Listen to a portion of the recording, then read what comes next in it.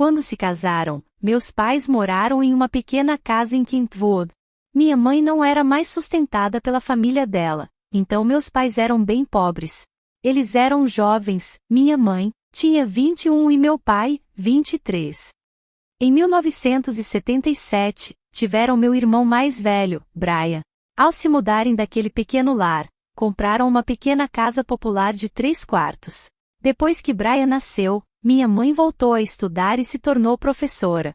Meu pai, que era soldador em refinarias, trabalhos pesados que duravam 1 mês ou, às vezes, 3 meses, começou a beber demais e não demorou muito até que começasse a descontar na família. De acordo com minha mãe, quando fazia alguns anos que ela e meu pai estavam casados, meu avô materno Barney, pai da minha mãe, morreu em um acidente de carro, e, depois disso, meu pai foi encher a cara e perdeu a primeira festa de aniversário do Brian. Quando meu irmão ainda era pequeno, meu pai ficou bêbado em uma festa de Natal e sumiu na manhã seguinte. Minha mãe disse que estava cansada naquela época. Saiu de casa para ficar com Lily. Em março de 1980, ela deu entrada no processo de divórcio. Mas June e sua nova esposa imploraram para ela aceitar meu pai de volta, e ela aceitou. Durante um tempo, aparentemente, as coisas se acalmaram.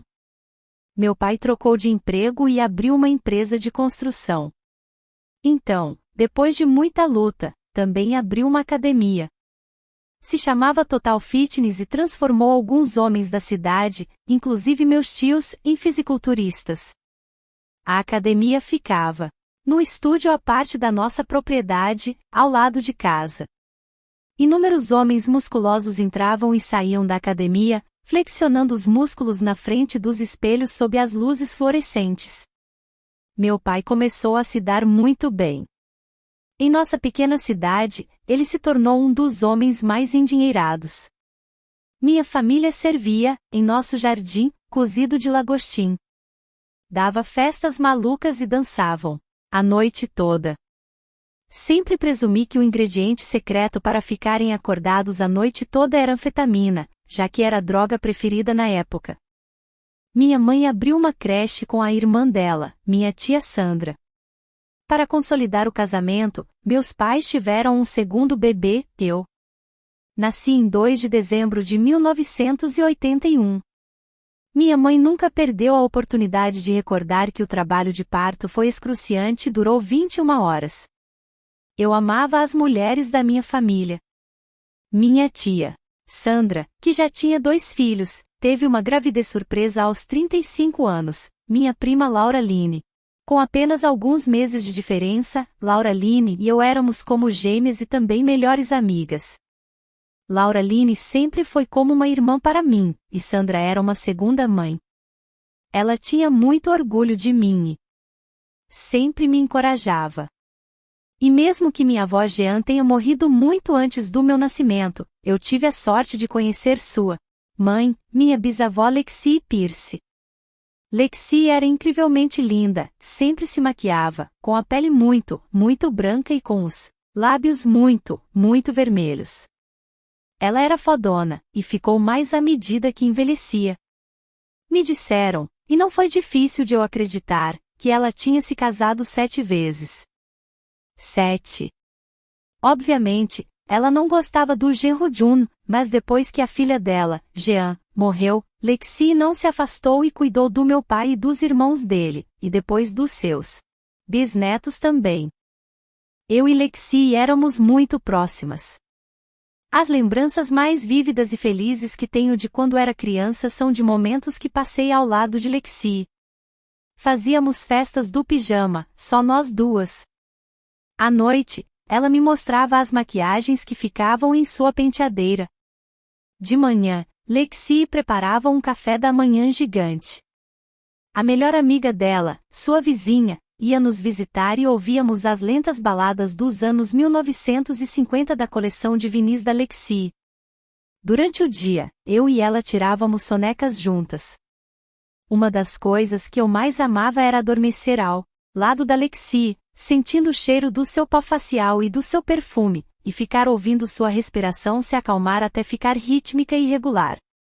Um dia, Lexi e eu fomos alugar um filme. Assim que saímos da locadora, ela bateu em outro carro, ficando presa num buraco. Não conseguimos sair. Um guincho teve que ir nos resgatar. Aquele acidente assustou minha mãe. Dali em diante, não tive mais permissão para sair com minha bisavó. Nem foi um acidente grave, falei para minha mãe. Implorei para continuar vendo Lexi. Era minha pessoa favorita. Não, acho que ela está ficando senil, disse minha mãe. Já não é seguro você ficar sozinha com ela. Depois disso, eu a via na minha casa, mas não podia mais passear de carro ou fazer festas do pijama com ela. Foi uma perda enorme para mim. Eu não entendia por que estar com alguém que eu amava tanto era considerado algo perigoso. Naquela idade, o que eu mais gostava de fazer, além de passar o tempo com Lexi, era me esconder nos armários. Virou uma piada na família: cadê a Britney agora? Eu sempre sumia na casa da minha tia. Todo mundo se juntava para me procurar. Quando estavam prestes a entrar em pânico, eles abriam a porta de um dos armários e lá estava eu. Devo ter desejado que eles procurassem por mim. Durante anos eu gostava de fazer isto, de me esconder. Me esconder era um modo de chamar atenção. O outro era cantar e dançar. Cantei no coral da nossa igreja e estudei dança 3 noites por semana e aos sábados. Então comecei a fazer aulas de ginástica em Covington, Louisiana, a 1 hora de onde eu morava. Quando se tratava de dançar, cantar e fazer acrobacias, eu nunca me cansava. No ensino fundamental, no dia das profissões, eu disse que queria ser advogada, mas os vizinhos e os professores começaram a dizer que meu destino era Broadway, e por fim aceitei a minha identidade como a pequena artista. Eu tinha 3 anos de idade em meu primeiro recital de dança e 4 quando fiz minha primeira apresentação solo de What Child Is This, em um evento de Natal na creche de minha mãe. Eu queria me esconder, mas também ser vista. As duas coisas são verdade. Agachada na fria escuridão de um armário, eu me sentia tão pequena que poderia desaparecer. Mas com a atenção de todo mundo voltada para mim, eu me tornava outra pessoa, alguém que poderia comandar qualquer espaço. De meia calça branca, cantando com toda a força, senti que tudo era possível.